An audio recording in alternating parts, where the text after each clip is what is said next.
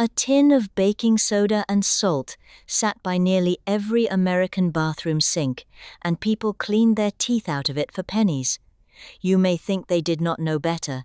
They knew exactly what they were doing. These are not superstitions, they are compounds with names, and several sit in the Federal Drug Book listed as effective. I'm Barbara O'Reilly, 43 years an herbalist, and 60-some. Notebooks to show for it. Today I'm walking you through 20 of them. Number 10 is in your cabinet and costs $2, and you were told to let a scrape breathe. Number 10 is where the record turns that around, and where the cheap jar held its own against the expensive tube on 1,000 wounds. And number 20, I am saving for last. A spoonful your mother chased you around the table with, which ended a disease that bent children's bones. Then they put it in the milk, and nobody ever thanked it. Clove oil, the cotton ball, and the smell that comes back with it.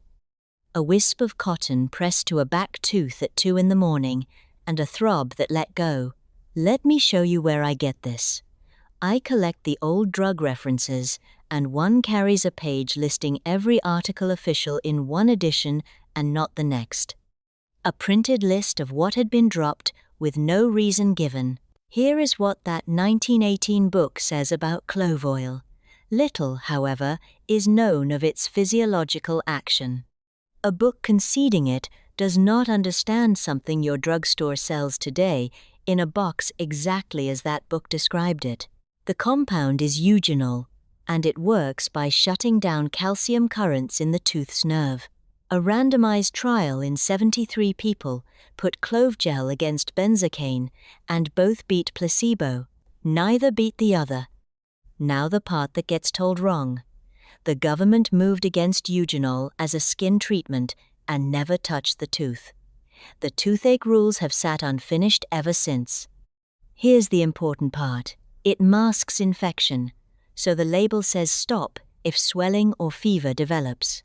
Never swallow it, and the bottle goes up high because every poisoning on record is a child who drank it. Removed for the skin, never touched for the tooth. It's like having a key that still opens the door on a ring nobody labels anymore. Number 3. Tincture of Myrrh, a tree resin in a drugstore bottle. One shelf over stood a brown bottle kept for a canker sore or a gum gone raw. You painted it on with a swab and never swallowed it. The resin came powdered, steeped in alcohol about a week, then filtered clear. 6 words name what it was for. The aphthous sore mouth of children. A mother, a swab, a squirming child. Here's the paragraph that stops me. In 1990, the Federal Drug Code named myrrh tincture alongside camphor, cresol, eucalyptol, thymol and methyl salicylate on the grounds that the data was thin. The whole old mouth remedy shelf, in one paragraph. What went was the claim on the label. The resin in the glass never moved, and you can buy a bottle this afternoon. Myrrh carries sesquiterpenes, and one of those bound the opioid receptors in mouse brain membranes. That is animal work, and the one controlled human pilot found no significant change. Just be aware. If you take warfarin, there is a documented case of myrrh working against the drug, and pregnancy is a reason to leave it alone, on a case report of acute abdominal pain that settled when it was stopped.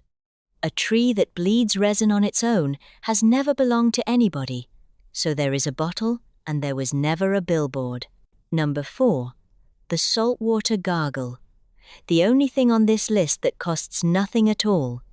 Every mother in America knew this one, and not one of them got it from a textbook. The home nursing manual of that decade does not use the word gargle once. This was kitchen knowledge, not official medicine. Salt into water warm enough to dissolve it, head tipped back so it reached the back of the throat, gargle and spit, and go again.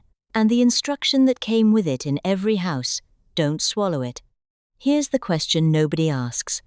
Why has almost nobody ever tested it?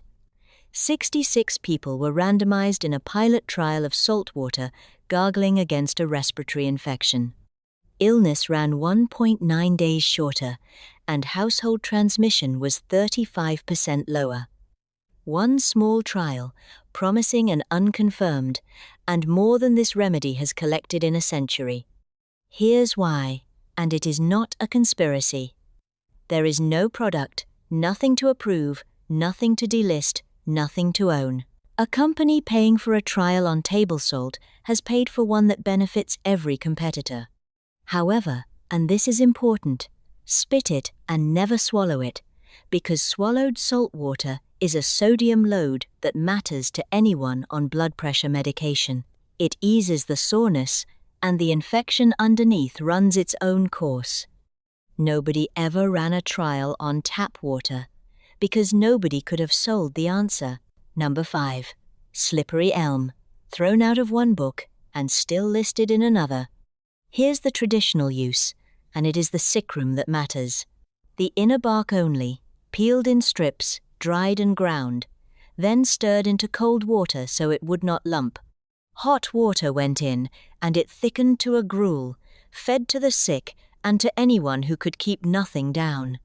The active principle is mucilage, a polysaccharide that swells into a thick gel the moment it meets water. The mechanism is physical rather than pharmacological, and none of it is absorbed.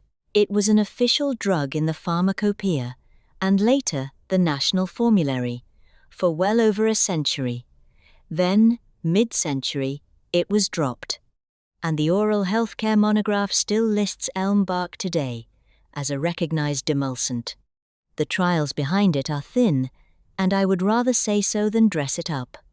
But here is a test you can run yourself. Chew a twig, and if it goes slimy, it is slippery elm. Just be aware, it is listed as at risk, and a tree does not survive losing its inner bark. And keep it clear of any oral medication, because that gel coats a tablet as happily as a throat. The ingredient stayed exactly where it was, and only the name stopped meaning a tree to anybody. Number 6. The Horehound Drop, the bitterest candy in America. A hard, near-black lozenge you sucked and never chewed so it coated the throat going down. Made at home, the dried herb was simmered and strained, the liquid boiled with sugar to hard crack and scored into squares. Bitter, medicinal, faintly like root beer. Here's what most people miss. That bitterness has a name. Marubian, a labdane diterpene lactone, is the principal constituent, with luteolin and apigenin beside it. Animal work reports relaxed bronchial muscle and increased mucus flow, but the evidence is preclinical, and the major review found one clinical trial in the literature. A different book, and the same kind of page. In February 1989, the expectorant monograph named guaifenesin as the only expectorant active ingredient in the cough and cold monograph. Horehound went onto the struck list beside camphor, chloroform, eucalyptus oil, ipecac, pine tar, and turpentine oil. About 20 ingredients named together and one survivor left standing. If you take anything for blood sugar or blood pressure, this belongs in a conversation with your doctor and not in a candy dish. It loosens and it comforts, and the cold underneath is untouched. The candy is still on the counter and the medicine is not. That is the strangest way of all to be forgotten, still sold and still eaten, with the reason for it gone. Number 7. The Rainwater Rinse, the barrel under the downspout. Every house had one where the gutter came down, and on hair washing day the water came out of that barrel, not the well, where it ran dry. The hard water was softened by boiling it with baking soda. Here's why it works. Soap is the sodium salt of a fatty acid, and it needs that sodium to stay dissolved. Hard water is full of calcium and magnesium, which shove the sodium aside and leave lime soaps behind. That is soap scum, and it settles onto hair instead of rinsing away. 70 people were measured in 2018, and hair washed in hard water tested weaker than the control. A smaller study of 15 found no such effect. The soap scum chemistry is settled, and the strength question is not. Then the downspout went away. Nearly half of American homes lacked complete plumbing at the start of the 40s, a third by 1950, 1/6 by 1960. The barrel did not lose an argument, it lost its supply. Just be aware that roof water is not drinking water and does not belong on a wound. It gives comfort and shine, and it cures nothing. Free soft water came off the roof for nothing. Now a bottle sells you the removal of minerals the barrel never put there. Number 8. The Egg Yolk Shampoo, the one that came out of the hen house. Same house, same wash day, a different answer. The yolks were separated, beaten to a cream, and worked through wet hair before rinsing. And here's the part people get wrong trying it now. The rinse water had to be cool, because hot water cooks egg into the hair. Here's what a yolk actually is: fat and protein, phospholipids, and lecithin, which is real conditioner chemistry and not a detergent. It coats the hair rather than stripping it. There is a study of an egg-derived peptide taken by mouth, quoted online as though it were about washing. Nothing published shows a beaten yolk on a scalp grows hair. Raw egg carries a salmonella risk, so keep it out of your mouth and eyes, and skip it if eggs are a problem for you. Now the whole point of this video, in one sentence. The bottled shampoo arrived, and it beat the egg fairly, because it lathered in any water and kept without a refrigerator. But nobody has ever been able to patent an egg. There was no company to advertise the henhouse, and there never could have been. Think of it as the difference between something losing an argument and something losing a budget. The yolk lost a budget. Number 9. The Rosemary Rinse, the Spice Rack's hair tonic. The leaves were boiled or steeped. The infusion cooled and poured over the hair after washing. It was reputed as a rinse for dark hair and an old dandruff remedy. Back to my shelf, because rosemary is in it. The whole printed verdict on oil of rosemary runs like this: is stimulant, but is employed chiefly as an ingredient in rubefacient liniments. That is the entire entry. The book kept rosemary and said nothing about hair. Hold on to that word liniment. The trial everybody quotes is smaller than the headline. 50 people per arm, rosemary oil against minoxidil, at 2%, 6 months. No significant difference at 3 months or at 6, and no placebo arm. That is a null result, not proof of equivalence. One distinction matters most. Rosemary leaf carries rosmarinic and carnosic acid, while the distilled oil is built on cineole, pinene, and camphor. A kitchen infusion and an essential oil are not the same thing, and the trial used the oil. Patch test it, because carnosol is a sensitizer, and never swallow the oil. The trial's own finding was that rosemary itched more than baseline. Rosemary was never forgotten. What got forgotten is that it was ever in the drug book, and it is out in the garden waiting for somebody to remember. Number 10. Petroleum Jelly, the one I teased at the beginning. The blue and white tin lived in the cabinet and lasted years. Chapped lips, cracked knuckles, and smoothed over a clean scrape to keep the air off it. The Red Cross home nursing textbook of 1951 puts it on the first aid list. Now here's the reversal, and I expect argument about it. Every one of us was taught to let a scab dry out and breathe. The record shows the opposite, and a human barrier study found petroleum jelly accelerated rather than impeded barrier recovery. Now the trial itself.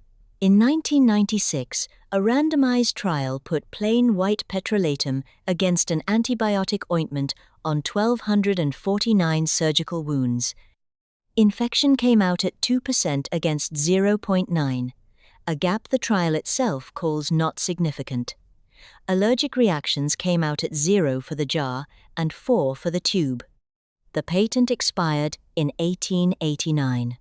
Nobody has owned it since, and it is still a recognized skin protectant in the Federal Drug Book.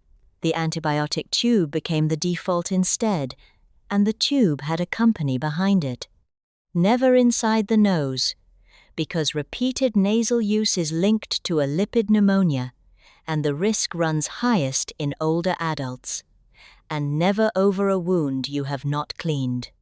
On a clean scrape, it is one of the safest things in the house, and it has been in your cabinet the whole time. Now let me be honest with you, because a list like this is worth nothing if it only flatters the past. That decade got things wrong, and some of them badly. The spring tonic in the root beer came off the American table by federal order in 1960. The infant syrups, the Medical Association, condemned in 1911, carried opiates, with fatalities on the record. I left every one of them off this list on purpose. Some things were taken off the shelf, and they deserve to be. That is not what happened to the rest of this list. And if you are still with me at number 10, you are my kind of person. Tell me which one has got you so far. Are you team sore throat, team aching feet, team the thing your mother made you swallow? Put it in the comments, because I read every one, and a comment pushes this in front of the next person wondering the same thing. Subscribe if it has been worth your time. Number 11. The Colloidal Oatmeal Bath. Approved and therefore unsellable. Colloidal only means ground fine enough to stay suspended instead of sinking. At home, the oats went through a grinder and were stirred into a warm bath until the water turned silky. You soaked, then patted dry rather than rubbing. Here's what is in it. Avenanthramides, which are anti-inflammatory, beta-glucan, which forms a film, and starches that hold water against the skin. In 1953, an American medical journal ran a paper on colloidal oatmeal in the skin treatment of the aged. This decade, this audience, in print. Now the inversion. Colloidal oatmeal is a recognized active ingredient in the Federal Drug Book for itch and irritation. Conforming to a monograph replaces an application, so anybody may make it, with no approval and no exclusive right.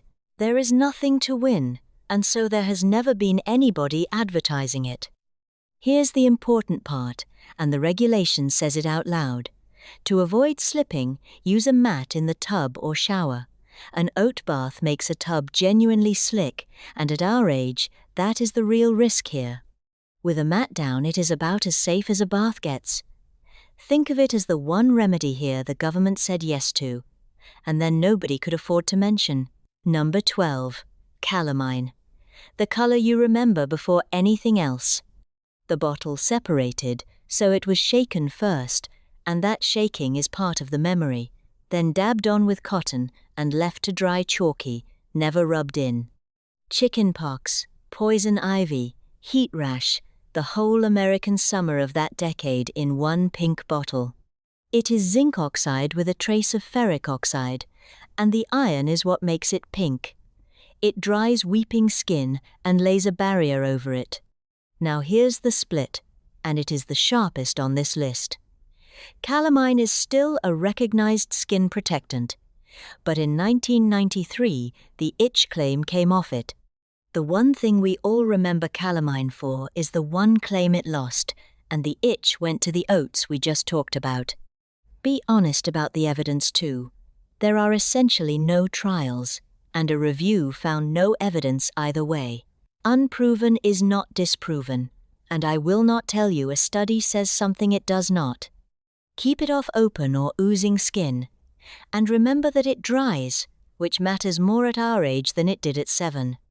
The steroid cream did not arrive beside it until 1979, so the pink held that shelf by itself for a generation, and it is still there, still doing the quieter half of the job it was famous for. Number 13. Letting the baby air out, the one nobody ever had to take away. Cloth diapers, laundered and used again with no superabsorbent core. The diaper came off entirely. The baby was laid bare on a towel through a nap, and the skin was allowed to dry. Here's how it actually works. Under an occlusive diaper, the outer skin layer becomes overhydrated and macerated, which wrecks its barrier and leaves it open to friction. Urine breaks down to raise the local acidity, which switches on the enzymes attacking what is already damaged. Air removes the occlusion, the first link in that chain. Now the remarkable part. A randomized trial published in 2024 reported that no prior study of this could be found in the literature. 70 years of standard advice tested last year, and the Pediatric Academy still says to expose the bottom to air. A rash not improving after 2 or 3 days needs to be seen, and so does one with satellite spots at the edges, or blisters, or fever. And never leave an infant alone on a raised surface. There was nothing here to ban and nothing to sell, so an entire aisle grew up around the way around it. That is what being outspent looks like when nobody even has to try. Number 14. The Epsom salt soak, the basin on the kitchen floor, poured into a hot bath, or the version most of you remember, a basin on the kitchen floor at the end of a standing day, soaked in while the water stayed hot. And here I have to tell you the part that does not hold up: the magnesium does not go through your skin. A penetration study put it plainly. We did not see any magnesium penetration. And the one soreness comparison found Epsom performed the same as plain hot water. Now read that again, because it is a null against the salt and not against the soak. 20 minutes in hot water at the end of a hard day does something real, and it always did. The bath was doing the work, and the salt was doing the remembering. Nobody can own a box of magnesium sulfate, so there was never an application to approve, and never a soaking claim in the drug book. Here's the caution that matters most at our age. Hot water plus reduced feeling is a burn risk. Anyone with neuropathy must not judge water temperature by feel, and broken skin stays out. It is also never swallowed as a remedy. With the temperature checked and the skin intact, it is among the gentlest things here.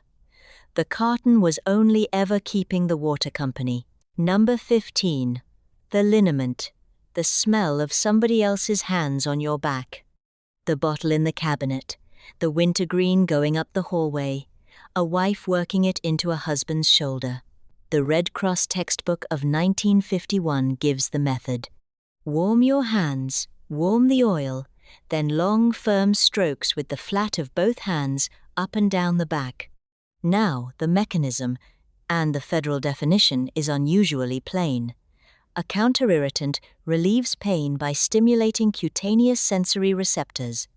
Read that last part again. The work happens in the nerves of the skin and never in the muscle. The major review found no good evidence these rubs give useful pain relief, which sounds damning until you read the next line. The data did not amount to good evidence of effect, or of no effect, and unproven is not disproven. The camphorated oil in every mid-century cabinet was struck by final rule in 1982, while camphor rubs sit on the shelf today. The rules for the rest sat unfinished from 1983 until Congress closed them by statute. Now the warnings, and they are the strongest here. For external use only, not on wounds or damaged skin, never bandaged tightly, and no heating pad over it. A federal notice logged 43 burn cases, 1st to 3rd degree, many after one application, and the agency's own line is the whole warning. These products should not cause pain or skin damage. And neuropathy matters here for the same reason it mattered in the bath. Someone who cannot feel a burn cannot stop it in time. If you take warfarin, 4 clinical reports put this in a conversation with your doctor, and the bottle goes up high, the way it always should have. Every documented fatality involves swallowing concentrated oil of wintergreen, never a rub being applied, and a federal review of a menthol and methyl salicylate rub found no fatal cases. The root is the whole story. Rubbed on unbroken skin, with no heat over it, and nothing wrapped tight, it is what it always was. Warmth, a smell, and a pair of hands. Number 16. Witch Hazel. Never dropped, only demoted. Brown glass. Dabbed on with cotton, used on bruises, insect bites, shaving nicks and tired eyes, and it kept for years, which is part of why it was in every house. Now here's a correction against my own list. Witch Hazel was never dropped from the pharmacopoeia. It is official today and holds 2 recognitions in the Federal Drug Book. Nothing was taken, and its reputation sank while its standing stayed where it was. And my shelf argues against this one, which is why I keep it. A laboratory examination in 1886 concluded that the distilled preparations must depend for their virtues upon the alcohol they contain and the faith they inspire. The alcohol and the faith. That is a hard sentence to read out about something in your own cabinet, and it is close to fair. The astringent constituents are tannins, and distillation does not carry tannin over, so the evidence is thin, and thin precisely for what is in that bottle. Thin is not disproven, and there is very little to show either way. External only, never into the eye, and it is drying on skin that has enough of that already. The shrub is native to our eastern woods, and it flowers in November, bare-branched, after every leaf has gone. Number 17. Milk of Magnesia. The blue bottle that did 3 jobs. Cobalt blue glass, heavy and opaque, shaken hard because it settled. Then a spoonful, chalky and faintly sweet, and every one of you just remembered the taste. The chemistry is magnesium hydroxide, and it draws water into the bowel, the laxative action, while neutralizing acid, the antacid action. Now the textbook case of everything I have been telling you. In 1991, 2 of its claims were removed, as a digestive aid and as an antidiarrheal, on a finding of inadequate data. The antacid and the laxative were kept, and the bottle never left the shelf. They narrowed what it was allowed to say it was for, and inadequate data is not the same as it does not work. Here's the important part, the sharpest warning on this list for people our age. Magnesium is cleared by the kidneys, and kidney function drops with age. When it accumulates, it is dangerous, and fatalities are on record. It also blocks absorption of other medicines. Thyroid replacement, some antibiotics, osteoporosis tablets. So if you take anything for your thyroid, your bones, or your cholesterol, this belongs in a conversation about timing, a scheduling problem, and not a scare. Picture one blue bottle doing 3 jobs for pennies, and then the 3 branded products that replaced it. Number 18. Prune Juice, the breakfast nobody ever volunteered for. The bottle stood in the refrigerator door and got poured cold in the morning, or they came stewed, soaked overnight, and warmed. And every one of you has been asked whether you have had your prunes. Same shelf of mine, and prunes are in it. Prunes were dropped from the former pharmacopoeia, but admitted to the national formulary. Here's what nobody expects. In a randomized crossover trial of 40 adults, dried plums went head-to-head against psyllium, the branded fiber standard. The plums produced more complete bowel movements per week, and the difference was statistically significant. 1 trial in 40 people, and I will not inflate it, but it is a food that beat a product on its own ground. Then, in 2000, the government permitted dried plums as an alternative name on the label, and the industry changed the word because it tested badly with younger shoppers. Their own account, not my guess about anybody. If you take warfarin, prunes carry vitamin K, and consistency matters more than avoidance. The sorbitol causes gas and cramping in plenty of people, and it is a real sugar load. And a bowel habit that changes and stays changed is not a prune problem. That is worth having looked at. Nothing was outlawed. It was renamed to sell to people who were not buying it, and the people who were buying it were the ones it worked for. Number 19. Honey. The one that tied, and then watched the other one leave. The lemon boiled slowly. the peel worked over, and the glass filled up with honey. That is out of a book which sat on the American bestseller list for 2 years in the late 50s, under a heading that says, "An old-fashioned cough remedy." Back to the shelf, and this one is my favorite. The 1918 entry for honey says it is seldom employed medicinally, except as a vehicle. A vehicle, meaning something you hide the real medicine inside. Then, look what happened to the real medicine. In a randomized trial of 105 children with nighttime cough, buckwheat honey went against dextromethorphan, the active ingredient in the syrup. The paper's own words are that comparison of honey with dextromethorphan revealed no significant differences. Honey did not beat the syrup, it matched it, and in October 2007 the manufacturers withdrew those products for children under 2, with a federal advisory in January 2008. Nothing happened to honey, which was never regulated, never approved, and never withdrawn. The syrup went, and the jar in the cupboard did not move. Never to an infant under 12 months. Honey can carry spores an infant gut cannot handle, and those spores survive baking. So it is not just the spoon. You may be the one person in that house who remembers it. The vehicle outlasted the medicine it was carrying. Number 20. Cod Liver Oil, the one I saved for last. There is a drugstore price advertisement from the 2nd of January, 1950, listing the honey and tar cough syrup we just talked about, and 2 lines underneath it, cod liver oil. You already know the taste.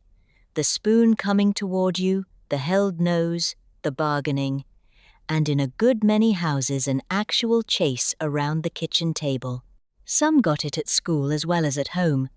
Nobody who took it has forgotten it, and almost nobody was told what it was for. Here is what it was for: rickets, a disease that softened and bent the growing bones of children. In 1919, a study in a British medical journal raised dogs indoors on oatmeal until they developed it, and cod liver oil cured them. That is animal work, and I will say so. But it found the deficiency, and the deficiency was vitamin D. Now back to my shelf, because this is where the whole thing closes. The 1918 book on cod liver oil prints this. Whether or not it acts simply as a foodstuff, or whether it has some direct influence on the bodily metabolism, is open to dispute. Open to dispute. And within a year of that sentence going to press, the dispute was finished. And then comes the strangest ending on this list. An irradiation process that put vitamin D into food was patented in the 20s and assigned to a university research foundation. It was licensed to evaporated milk producers in 1932 and to fluid milk in 1934. Within a decade, the vitamin was in the milk, on the doorstep, every morning, and the spoon had nothing left to do. Nobody banned cod liver oil, and nobody discredited it. It worked so completely that it abolished its own job and has never once been thanked for it. It is still on the shelf, in capsules now, and still in liquid. But vitamin A accumulates, and a large study found the group carrying the most circulating vitamin A had a substantially higher fracture risk, which is exactly our concern. More is emphatically not better here. The omega-3s also thin the blood, so anyone on warfarin should raise it with a doctor rather than start quietly. Taken sensibly, it is cheap, ordinary, and still does the one thing it could always do. That spoonful ended a disease, handed its work to a milk bottle without a word, and 3 generations have grown up owing it something none of them knows about. Look at what is actually on this list. A box of soda, a bowl of salt, an egg, a jar of oats, a spoonful of oil out of a fish. Not one of them can be owned. That is not an opinion, it is how the law works. An ingredient in the Federal Drug Book can be made and sold by anybody, with no application, no approval, and no exclusive right. So there is no company anywhere whose job it is to remind you these exist. And that is all that happened here. They were not disproved, and they were not taken away. Several are sitting in that book right now, listed as effective, while the aisle beside them sells you something else. They went quiet because nobody was paid to keep them loud, and quiet gets mistaken for wrong. My grandmother came over from County Clare and kept a remedy patch by the back step, and she would have found this list entirely unremarkable. The people who used these things were not primitive. They were paying attention. One last thing before you go, because knowing all this and doing nothing with it is just entertainment. Quality is not a small detail with these. A jar of properly dried herb and the dusty supermarket jar with an old date on the lid are not the same product, and that difference matters more than most people realize. Everything I actually trust is linked in the description. The Dooryard Almanac is down there too, if you want the long version. Now do something for me. Tell me which one got you. Are you team the pink bottle, team the blue bottle, team the tin by the sink? Tell me in the comments, and I read every one of them. And a comment from you is what pushes this in front of the next person who has been wondering the same thing you were wondering an hour ago. You would be doing that for a stranger, and it costs you 1 sentence. Subscribe if it was worth your time, because there is a new one every week. Then go and pick one thing off this list and do it this week. Just one. The tin by the sink, or the salt in the glass, or the jar already sitting in your cabinet. That is how it starts.